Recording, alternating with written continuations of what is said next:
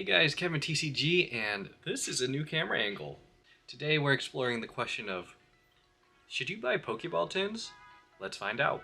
So, if you're looking for the best bang for your buck in terms of packs,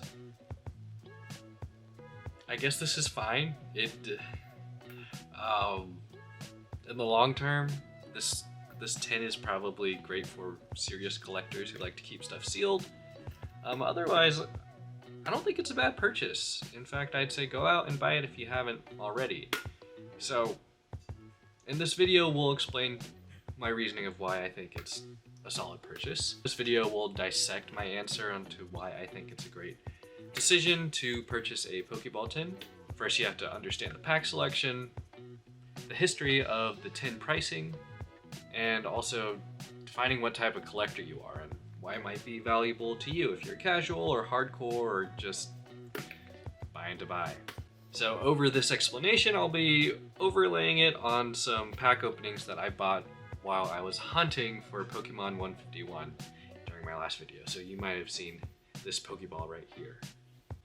Now there has been many Pokeball tins over the years. If you don't care about pack selection, then this point might not really matter for you. However, there are some tins that contain older sets.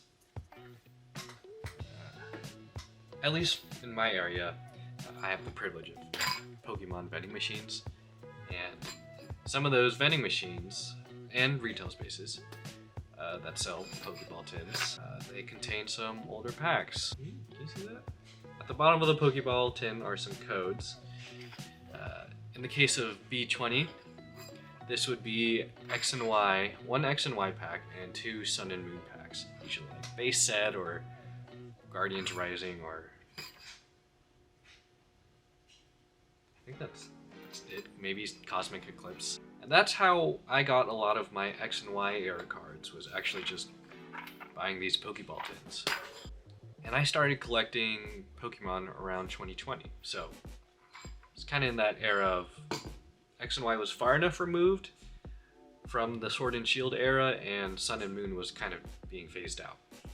You're never going to get one defined set in a Pokeball tin unless it's Pokemon Go, which it'll just have Pokemon Go packs, and on the wrapper around it, it'll say Pokemon Go.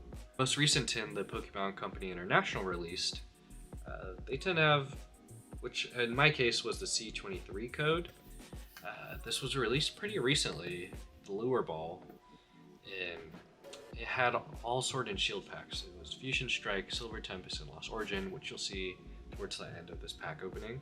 So that's great, as in we're currently in Scarlet and Violet, and if you've missed out on Sword and Shield or are having trouble finding Sword and Shield stuff and you see a Pokeball tin, consider picking that up and you will get Sword and Shield packs for the time being. So that's a great selling point for casual collectors as myself looking for older sets, and for hardcore collectors, this is another way to get older sets. In the older Pokeball tins, they usually contain 3 packs and a coin. These newer Pokeball tins contain 3 packs and 2 stickers. If you care about that, if that affects your decision, I guess just look at the code, and we'll talk about pricing, which is the next point. So I don't typically make content around the value of Pokemon cards, but the way the market tends to go for most collectible cards or products per se, the older the sealed product, the more the price increases. And if you're a hardcore sealed collector, scoop these up, especially if you know what packs are in these Pokeball tins.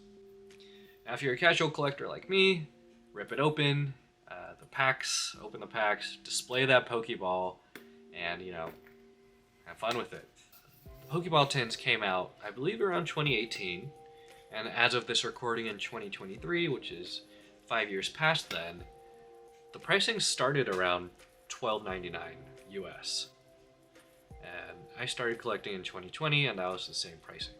And as mentioned before, previously there was 3 packs in a tin and a coin. And if you compare that to other products with 3 packs, It's the same price. It's also $12.99. And as mentioned, these newer tins have different contents at a higher price point. The 2 stickers. It sits at $14.99 US dollars. So that's a $2 price increase. This is due to the inflation pricing that the Pokemon Company announced a while back for their Scarlet and Violet sets. So this is going to be the new norm moving forward, at least that I know of.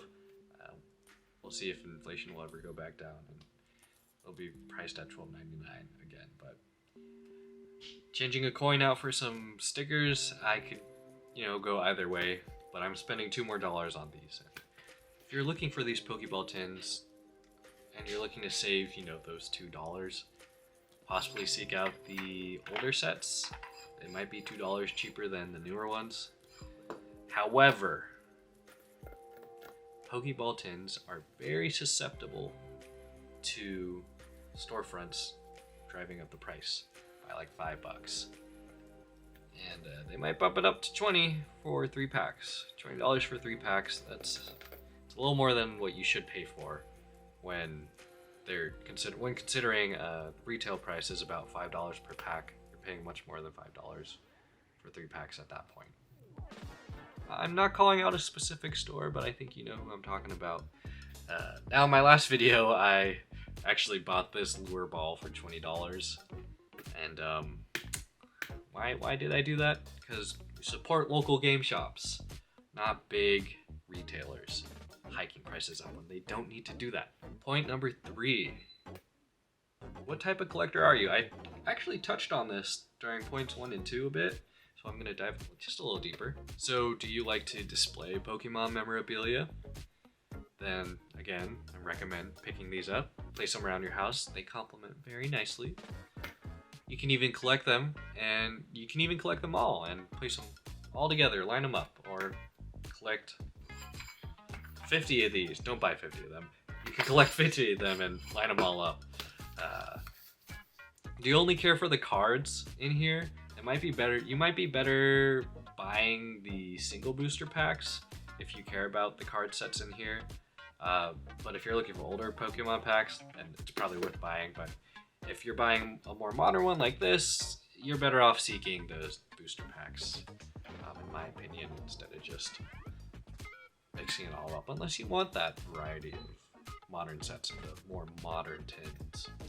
If you want to know what packs are on the tins, you can always look it up on your phone when you're at the store and just look up Pokeball tin and then type in the code and see what packs are in there. People know. That's what I do. I leverage other people's experiences to benefit myself. If you're on the fence, I'd say you're not missing much by buying these. Don't get the FOMO. At least with the new sets. Because Sword and Shield at this time is still pretty popular and you can still find it in stores. So these are my thoughts on why I think Pokeball tins are worth it. Let me know your thoughts. Do you like these Pokeball tins? Have you opened them up? Are you looking to pick some up yourself? Have you tried out the lure ball? I personally prefer the Dusk Ball.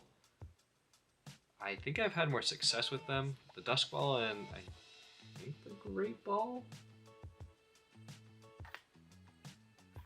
I don't like the Premier Balls. My pull rate luck with the Premier Balls are awful. Just like my catch rate luck in the video games with the Premier Balls. Not worth it. Don't forget to leave a like and subscribe if you haven't already. I'd really appreciate it. It helps the channel out. And let me know anything else about your weekend. I'll talk with you. If it's maybe 3 months, 5 months down the line and you're just now watching this video, maybe a year or two, talk to me. I'll probably respond. So, my name's KebinTCG, and I'll see you guys next time. Peace.